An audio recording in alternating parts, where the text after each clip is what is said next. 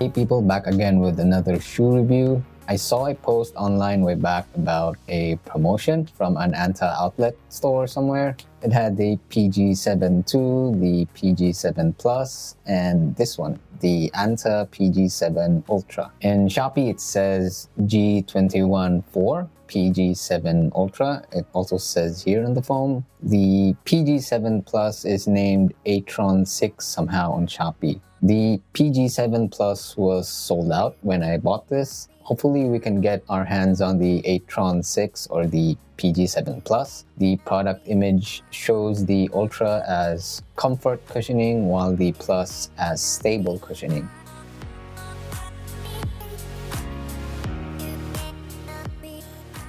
Anyway, let's start with the specs and sizing of the PG7 Ultra. On the product info, Anta calls the upper AT fiber paired with a nitrogen-infused EVA midsole and a lighter, more durable AWR outsole. On my US 10, it weighs 280 grams, 32 millimeters in the forefoot, 40 millimeters in the heel, so roughly an 8mm drop. Your foot sits right around here in this line, so if you're gonna measure it yourself, do not include this area. This is just a small sidewall. I've seen other reviewers include this, the top part here on measuring.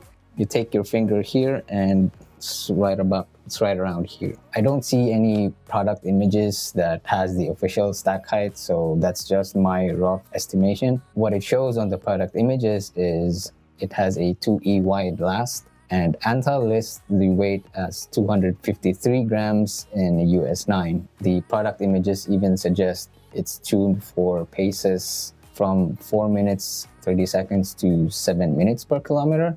Fit-wise, it runs a bit long. You might get away with half size down since it's also on the wider side, but the length is just right around 2 millimeters of excess on the tip, so it might be tricky if you size down. If you do find this a bit too roomier, you can just wear thicker socks than your usual socks.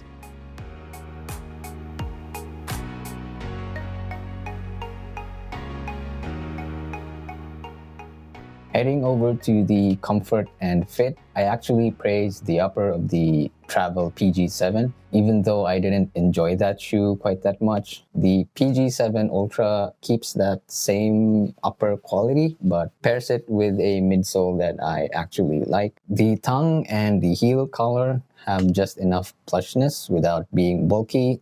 The lacing holes are reinforced with extra reinforcement of a suede-like material on the last 3 holes, plus another suede-like finish on the heel as well.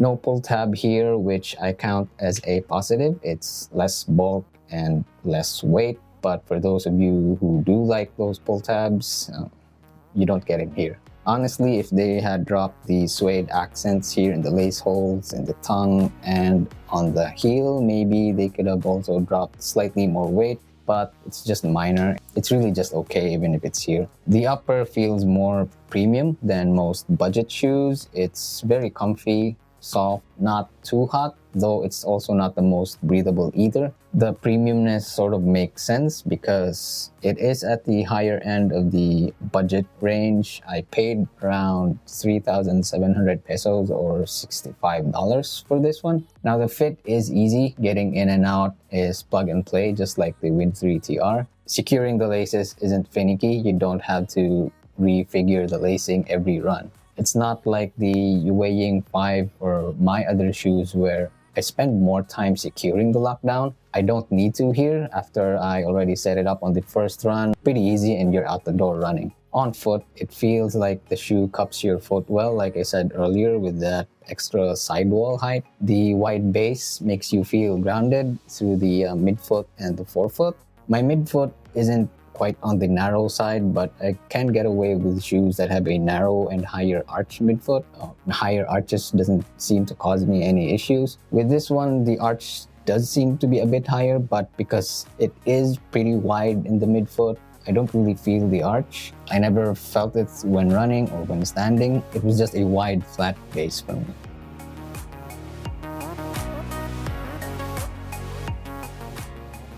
Now let's talk about the ride and feel of this shoe. My first run was a long run in this shoe. It started with around 6 minutes 20 seconds per kilometer, then I eased into 5 minutes 50 second to 6 minutes 10-second pace. The shoe never felt like it was pushing me to go faster, but the smooth transitions made it easy to pick up the pace without actually thinking. I wasn't aware I was picking up the pace later on. I also wasn't going too fast as well. It just has this good rhythm going on if you're not forcing yourself into a certain pace. I agree with the pace suggestions. At faster than maybe 4 minutes 30 seconds per kilometer, it handles them well. It just won't feel nimble or that light. There's no excitement from this shoe, unlike more racier options. Also, on the product info, they also claim it's more resilient, and that I do agree. It's soft and buttery on easy paces, but it is not mushy. Unlike the 1080 V14 or the Travel PG7, which sinks in too much, this is still soft and very forgiving. But when you pick up the speed, it firms up a bit, just enough to help you turn over. Doing strides, the compression was there. It's not a sharp bounce, but more of a seamless and soft roll. It isn't a pop and firm, unlike the Nova Blast 5, which gives that sort of sensation. The PG7 Ultra is more like a slight pop, but firms up to a smoother and more relaxed roll. It's closer to something like the Saucony Triumph 19, if I recall. Just steady cushioning and a very buttery transition. Someone on Shopee commented it's like the New Balance 1080 V14. It's not. Don't fall for it. It is soft, but not as compliant like the 1080. It's soft and buttery when going easy, but it becomes slightly resilient when picking up the pace. The comment comparing it to usual Brooks foam, which I think is a bit closer in terms of softness like the glycerin, but the outsole design gives the ride this kind of feel that's a bit different. It's a bit more flat. So that's where I felt it had a slight pop, but not really like Nova Blast 5 or other shoes that are. Again, it's seamless. It has a smoother roll rather than a bouncy pop off the ground feel. If you are a heavy striker, you will get that bounce, but it's more on you that needs to fix your form and technique. Try to be light on your feet even when running slow. But when you land here in the midfoot, not trying to be heavy on your landing, but if you hit this sweet spot, that's where you get that slight bounce, and then you transition to a good toe off. Also, with heavier runners, I think you'll get more compression out of this and not an immediate decompression or energy return, because again, you will transition smoothly here. The rocker also feels quite early. I don't think heavy runners will need to worry about this feeling mushy or too soft. This has better resilience than the Travel PG7, which is just a soft, flat ride. Think of like the Puma Nitro foams, which are EVA and Nitro infused. They are the resilient kind of foams and are also soft, but they do have more pop than this one. This one is more on the cushiony side rather than those Nitro foams, which are a bit more exciting.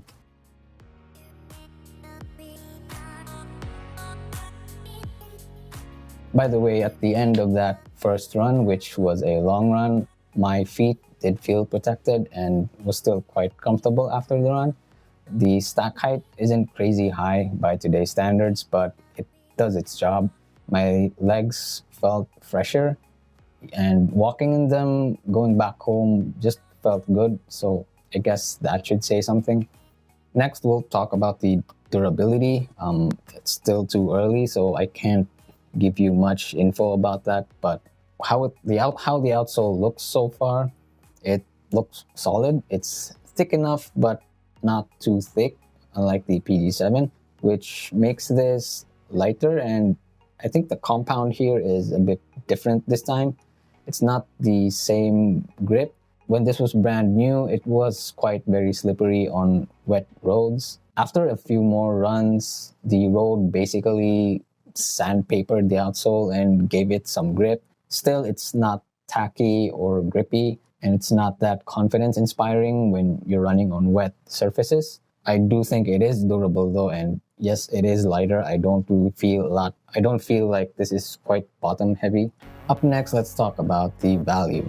The PG7 Ultra's price makes sense. It doesn't feel like a flashy premium daily trainer, unlike a Novablast 1080 or similar shoes, but it's also more than or above a standard daily trainer.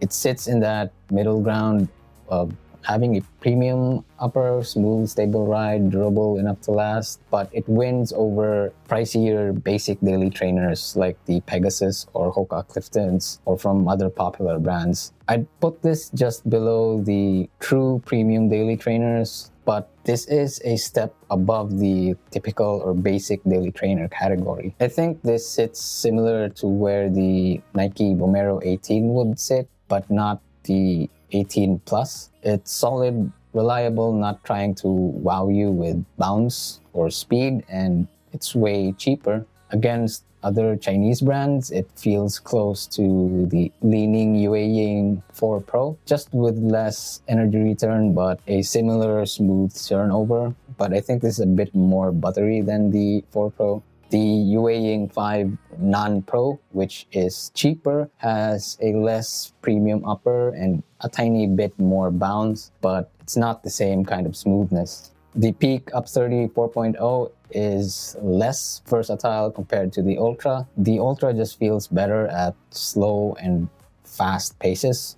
It feels good there, whereas the Peak is more refined for marathon pace and steady paces only. I would prefer the Peak if I was just doing long runs and marathon paced runs, but everything else, and if I didn't have this shoe, the Ultra is just pretty good at almost all paces actually, except for like 5K or very fast paces. It does feel a bit more hefty there. So if you want bounce or response, there are better options like the Yueying 4 Pro or the Kaodan Wind 3, not the TR version. But if you want a no-frills trainer that protects your legs and feels good from easy to moderate and some fast sessions, the PG7 Ultra is a solid pick. It's not quite there as a super trainer like an ASIC Super Blast or other super trainers or non-plated super trainers, but it is closer, and I actually was very surprised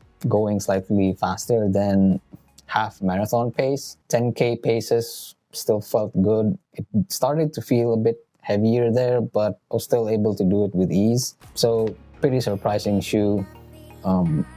Close to a super trainer, but really top-notch as a daily trainer.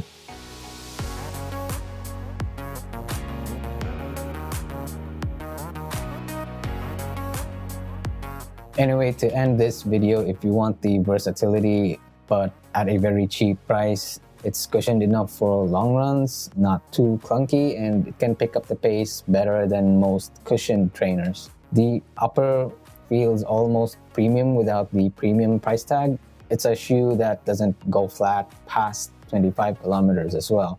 I'll have to test it even further, and I actually like this for walks as well. Honestly, I prefer this over the Yueying 5. The fit alone, it's roomier.